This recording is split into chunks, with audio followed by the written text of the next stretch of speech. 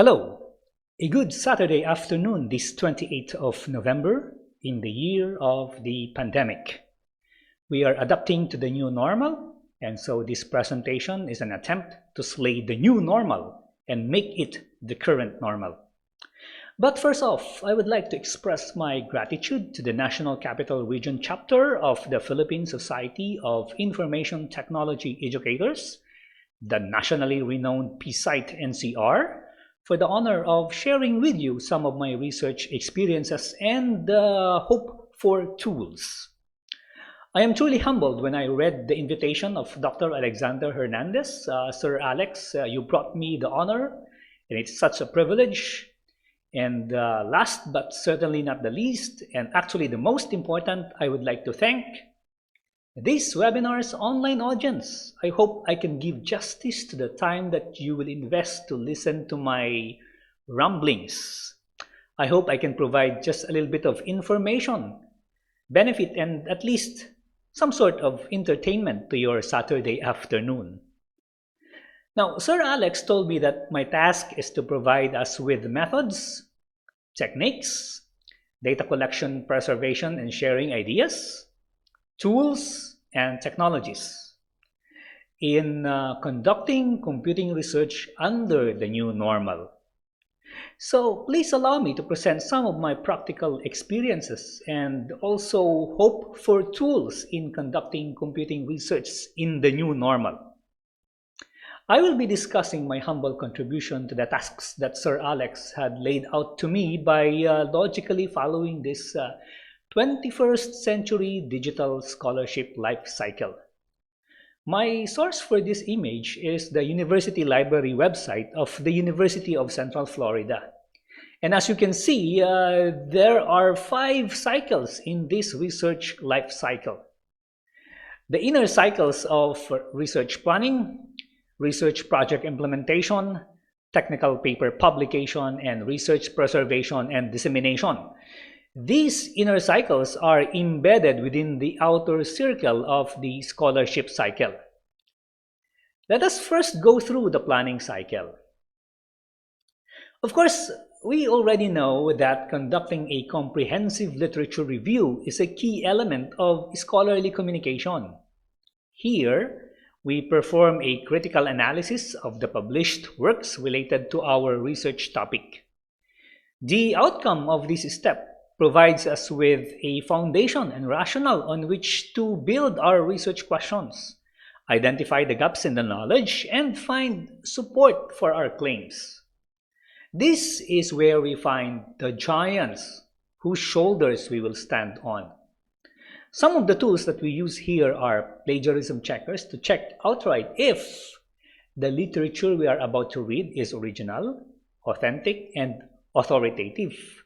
And also, if we have fallen into the temptation of cutting and pasting the main points in the paper instead of paraphrasing them. Examples of such automated tool are Turnitin and Authenticate. Our institution may have already invested in such a professional and commercial service that we may not yet aware of. So better check out our institution's research centers. Of course, free online services exist, but they have limited functionalities than the commercial ones. Please do a Google search on this to find out which ones. Now, in 2018, my undergraduate R&D student, Ms. Sara Perea, developed this plagiarism checker aggregator. Now, in this step, we identify our would-be collaborators, whether they will come from the same institution as ours or from other institutions, or whether they are from the same discipline as ours or from other disciplines. This is also the step where we find funding opportunities, and maybe through our respective institutions' research centers, we gain support to help us in our research proposal and planning process. A good online tool to help us in this process is PivotRP, which we use to find for funding opportunities and view matching researchers from around the world. This tool is one of my hope-for tools for my institution to procure. Usually, we are always on alert to calls for proposals from DOST, DA-BAR, CHED, and other private and international funding agencies.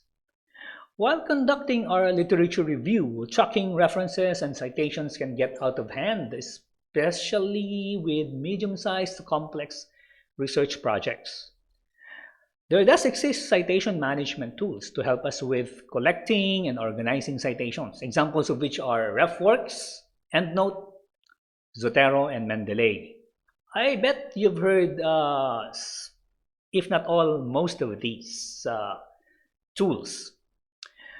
By the way, let me just put a little disclaimer here that I am in no way endorsing these commercial services, and I do not earn any commission from influencing anybody to procure these services. So these services, the services that I have listed earlier, and also the services that I'll be listing in the next slides. I am just actually listing the currently popular services among researchers worldwide and sharing it with you. Of course, the desired result of our comprehensive and critical literature review is the development of our research concept. Our research must follow the Philippines' instituted regulatory guidelines and laws, especially if we are to work with humans as subjects or participants. I think we must also consider animal welfare, and our respective institutions' research review board for ethical conduct of research can ensure that we will not be illegal nor immoral. I believe that each institution has already put in place so that applications to the board will be conducted with utmost care to our medical well-being, and that social distancing is implemented whenever face-to-face submission of documents is required. But I believe most of our institutions are applying the online submissions of documents, specifically research documents, as what we are actually developing. Now, making a plan to manage our data should be a consideration for any research project. And having a data management plan helps us to preserve our data.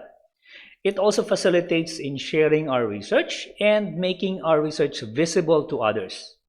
A good data management plan also allows us to meet funding requirements. Most funding agencies would ask us, what are your plans with your data? So an example online tool to use would be DMP tool, while Mantra provides us with free online resource for managing digital data. Now, grant planning involves searching for funding, working on proposals, and building our teams. I believe our own institution's Office of Research can already provide us with these services that we may not be aware of. Once we have secured approval from our own institution's research centers and optionally obtained funds from them or from any grant-giving bodies, we move on to the project implementation cycle. Within the cycle is the development of our own metadata. Our dataset should be a logically meaningful collection of or grouping of similar or related data. Metadata is data about our data, and it describes data's content, containers, and contexts. Our metadata should be a type of data documentation. Documenting our data that is collected and generated through our research lifecycle is considered a good practice to ensure data preservation and long-term use.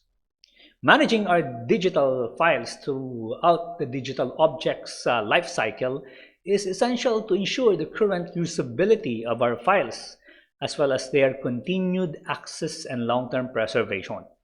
Practicing digital stewardship involves the care and management of digital objects over time, such as digital asset conception, creation, appraisal, storage, accessibility, and preservation.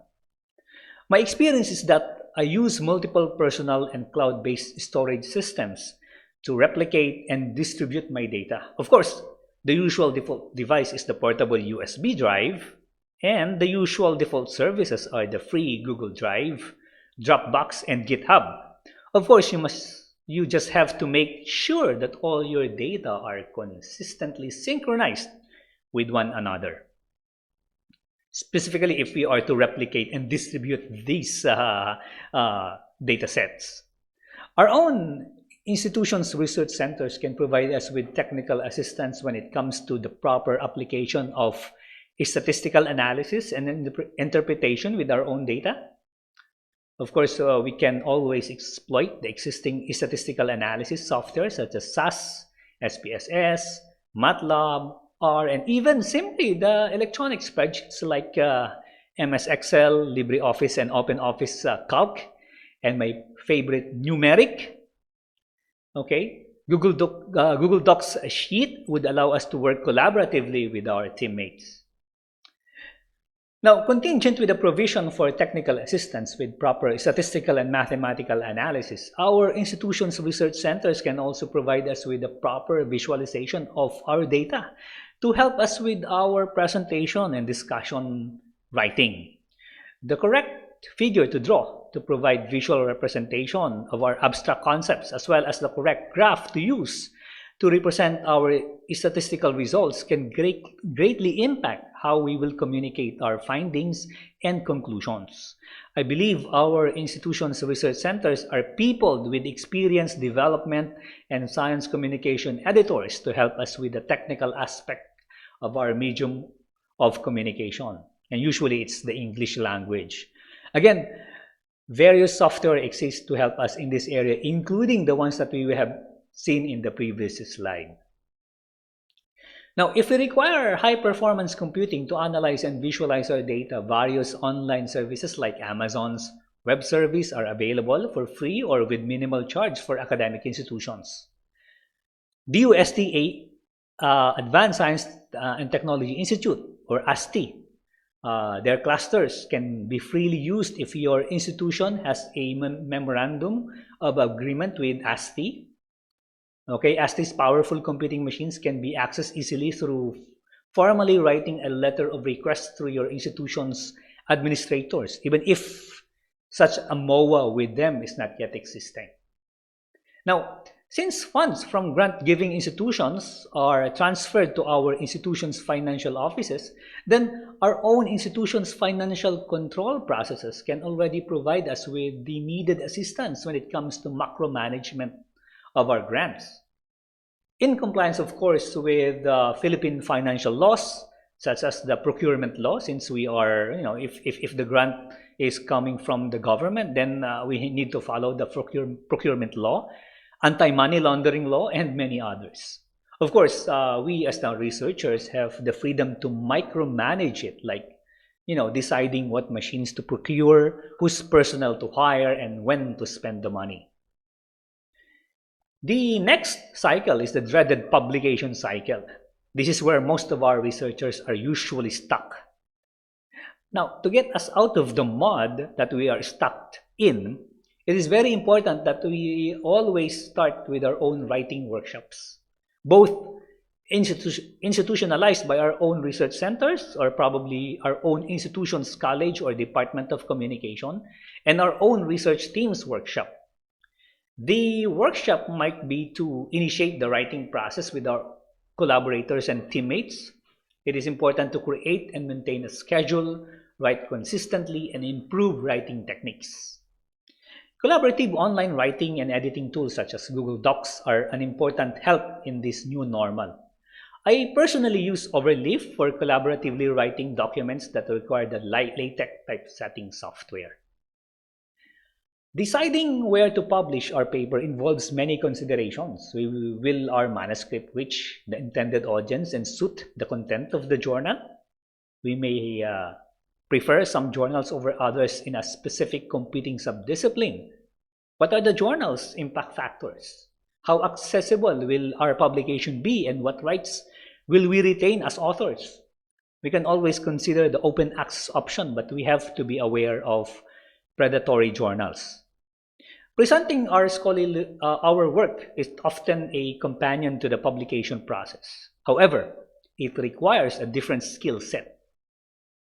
Some things to consider, for example, are visual design, flow, the audience, the location, the outline, the research supporting the presentation, and public speaking techniques.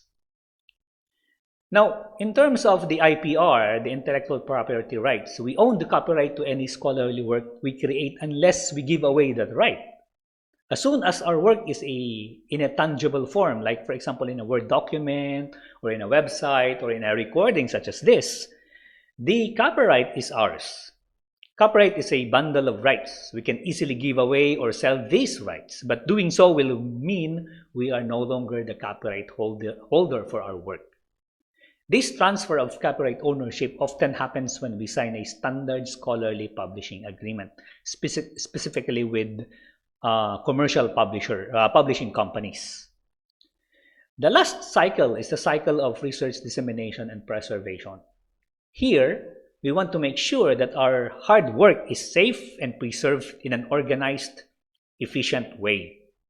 If our work are stored or shared in an inaccessible location, then our works are easily disseminated to impact worldwide scholarship. Again, metadata is data about data. A metadata is associated with an object, a document, or a data set for purposes of description, administration, technical functionality, and preservation. Digital repositories can be institutional or disciplinary. Our own institution may have already a repository that will accept submissions from faculty, staff, and students, our students. Using a digital repository helps our scholarship, creative works, and research become easier to find and be disseminated. Become easier to find by others and be disseminated by our own institution or by our own selves. A preservation plan for our research helps to ensure the future use of our data and materials, specifically for our future students. Depending on the format of data, document, or other scholarship we want to preserve, our own institution's library or record management centers can help us with the preservation of our own digital and printed documents, even printed documents. We will consider data curation, in which a bunch of online tools and services exist, such as GitHub. Now, we may share our data by making our repository accessible to the scientific community. Alternatively, I believe our institutions will like this better. We may publish our dataset in data journals. There does exist high-impact publications that accept contributed technical papers about our data. And you can actually Google this dataset journals. Important steps are taken near the end of our award period, our research period. Our own institution's research centers may require us to submit invoices, reports, and other materials according to our funding agency requirements. We may also consider what steps to take for technology transfer purposes. Citation metrics provide quantitative data used to evaluate the impact of our research. Metrics also assist us with identifying key journals and notable researchers in our field. Several methods of collecting impact data are often used when conducting a comprehensive analysis of our own works. Our own citation counts and journal metrics can be seen from Google Scholars and Web of Science, so you may have to create an account in Google Scholars. Now, in addition to traditional metrics, alternative methods, or what we call Almetrics, analyze more factors of our publication, such as use metrics, meaning the number of times our article has been downloaded or viewed by people, scoring systems that evaluate the importance of a journal using weighted ranking, and age-weighted citation rates that take into account the age of our publication compared to how many times it's been cited. There are many ways we can promote discovery of our papers and datasets. We can increase the impact of our article by writing an optimized abstract, similar to how we do website optimization, right? Providing functional links to the full text, and posting about our paper to forums and social networks. Most researchers would actually tweet their papers to some sort of pre-announce the publication or even the pre-publication of their papers. As a last look, here is our 21st Century Digital Scholarship Cycle and the online tools available to us. Make it resilient to the caprice of the new normal. So yeah, thank you very much for listening to my rumblings, and I hope that you were able to get some sort of a little bit of a benefit out of this video presentation or video discussion. And again, I thank you for your patience in listening, and thank again the PSITE-NCR for the invitation. And I hope I can answer some of your questions, and maybe I can provide some more what do you call this details when you ask your questions. So again, thank you very much for listening.